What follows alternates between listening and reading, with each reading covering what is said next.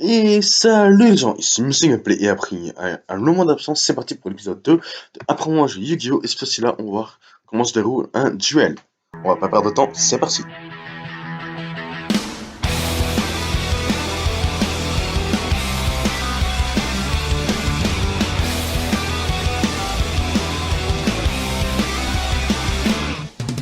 Donc, comme vous allez voir à la miniature et au titre de la vidéo, aujourd'hui on va parler de Yu-Gi-Oh! J'ai fait déjà le premier épisode il y a des mois, donc pour ceux qui n'ont pas vu le premier épisode, allez le voir directement.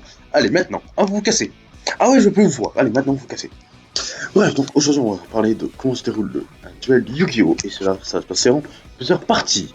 Et c'est là maintenant qu'on va voir les parties. Et j'aime bien vous dire le mot partie. On avait parlé avant de comment jouer à Yu-Gi-Oh! Les bases des cartes et tout. Maintenant on va voir les bases d'un duel Yu-Gi-Oh! Et le déroulement d'un duel Yu-Gi-Oh! Donc on va parler de deux thèmes principaux. Un, comment les différentes phases d'un duel. Et deux, comment gagner un duel. Tout vous sera expliqué en temps et en heure. Ok, donc maintenant vous êtes chaud. Je parle tout seul encore, putain que j'aime ma vie. Allez, c'est parti pour les différentes phases d'un duel. La draw phase, c'est très simple, c'est donc la première phase de n'importe quel duel, c'est-à-dire la draw phase, tu pioches. Voilà, c'est simple. Draw phase, tu pioches une carte depuis ton deck. Simple, efficace et pas cher, c'est Yugi que je préfère. Ouais, j'espère que j'ai mon cas avec mes blagues de merde. Donc la draw phase, tu pioches une carte à chaque début. Enfin. Bon, évidemment, d'abord, on vous dire que au début de partie, oui, certes. On commence avec 5 cartes. Le truc, ça sera plus mis en illustration. Donc, illustration de la draw phase. Donc, la draw phase en adversaire, il a pioché une carte. Voilà, tout simple. J'attends la draw phase. Et oui, c'est rapide. Tu pioches juste une carte. Je veux dire, il n'y a pas 36 multiplicateurs sur la draw phase. Hein. Bon, maintenant, on va passer à la standing phase. Plus compliqué cette fois-ci. La Stoneman phase, pas la standing phase. Forcément, ce que je suis. La Stoneman phase, c'est une phase spéciale qui est activée que grâce à des effets de cartes. C'est-à-dire que si un effet de carte ne dit pas pendant la Stoneman phase, la Stoneman phase n'existe pas. Ça semble très compliqué comme concept. En gros, la Stoneman phase, c'est une phase spéciale qui est là, après la draw phase, que quand une carte demande qu'elle existe. En gros. Oui, c'est très compliqué. C'est-à-dire que si par exemple, une carte dit pas de Stoneman phase, mais tu pourras faire la draw phase et passer la Stoneman phase normalement sans qu'il se passe rien. La Stoneman phase est un monde un peu parallèle.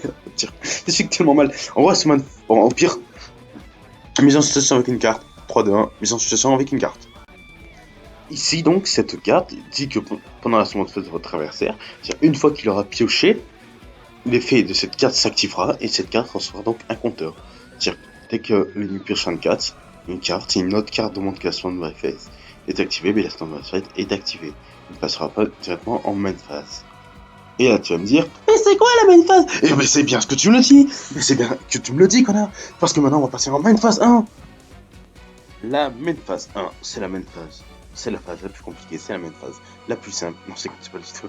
La phase la plus compliquée. La main phase, c'est là où tu poses tes cartes, monstre, magie ou piège, magie terrain. Voilà, c'est là où tu poses tes cartes sur le terrain.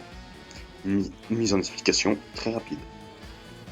Ici, je suis donc en main phase et c'est là où je vais activer mes effets de monstre, poser des cartes, en sacrifier ou pas. C'est là que tout se joue. C'est là où je pose mes cartes et tout pour passer après à l'attaque, à la battle phase. Et la battle phase, c'est quoi? Je vais vous expliquer dès maintenant. La battle phase, là encore très très simple à comprendre. La battle phase, c'est là où je vais donc attaquer mon adversaire pour l'objectif de tuer ses monstres ou tuer ses points de vie. Alors là encore, j'expliquerai les points de vie bien plus tard et tout. Donc pour tuer un monstre de l'adversaire, ça est très simple. Si le monstre est en position de défense, bon, au pire, je vais expliquer alors là. Une mise en situation sera bien plus parlant, donc mise en situation. Ici, nous voyons très bien que mon seigneur vampire, bon, c'est pas si ça se voit là, mon seigneur vampire a donc 1500 points de défense et 2000 points d'attaque. Il va donc attaquer le monstre en face cachée de mon adversaire en position de défense. Et donc, si sa défense est trop forte ou égale, le monstre ne mourra pas. Et si par exemple, j'attaque un monstre, comme là, un monstre plus faible que l'attaque de mon monstre, le monstre en défense meurt. Et si mon adversaire n'a plus de monstre sur le terrain que j'attaque, il perdra les points d'attaque de mon monstre. Après la battle phase, on va faire un rapide mémo de la battle phase. La battle phase, en gros, le moment où les monstres attaquent, si un monstre en position d'attaque, attaque un monstre en position de défense. Si le monstre en position de défense est plus fort en défense, le monstre en position d'attaque le tue pas. Si le monstre en position d'attaque est plus fort que le monstre en position de défense, le monstre en position de défense le tue.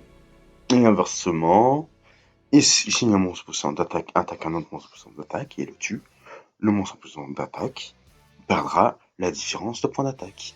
Et si un monstre en position d'attaque attaque un monstre en position de défense trop fort, le monstre en position d'attaque et de défense, moi je perdrai, si j'attaque un monstre à 3000 et mon Sénat Vampire à 2000, je perdrai donc 1000 la différence des points de défense et points d'attaque. Si je n'ai pas été clair, posez-moi votre question pour que je précise un peu plus en commentaire. Maintenant, trêve de blabla, on va passer donc la main phase 2. La main phase 2 est comme la main phase 1, sauf que cette fois-ci-là, on ne pourra pas poser de monstres si on en a déjà fait. Et donc, on pourra seulement poser une carte magie ou une carte piège. Si bien sûr, on l'avait activé avant. Je vous rappelle, les cartes pièges, c'est dans le dernier épisode, allez pour ça.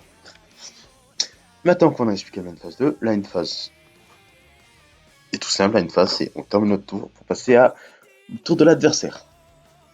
Voilà. Maintenant, on passe au deuxième chapitre, comment gagner un duel. Alors pour gagner un duel, c'est très simple, il y a deux grandes méthodes. C'est-à-dire deux grandes méthodes que tu as besoin de connaître. En fait, sinon les autres méthodes, tu peux dormir tranquille, tu as besoin de les connaître. Donc la première méthode est très simple et très facile. Enfin, ça dépend de ton adversaire. C'est de mettre les points de vie de l'adversaire à 0. Pour cela, c'est très simple, faut le tuer. Par plusieurs méthodes, soit en faisant baisser les points de vie avec des monstres plus faibles qu'il a posés, en faisant l'attaque, soit en attaquant directement l'adversaire.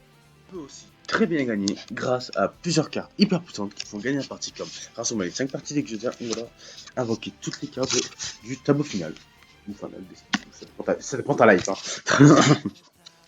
Voilà, on peut gagner donc un duel avec deux méthodes, soit en réalisant les points de vie de l'adversaire à 0, soit en gagnant grâce à des effets de cartes surpuissants, mais des fois très compliqués à invoquer, cela va de soi.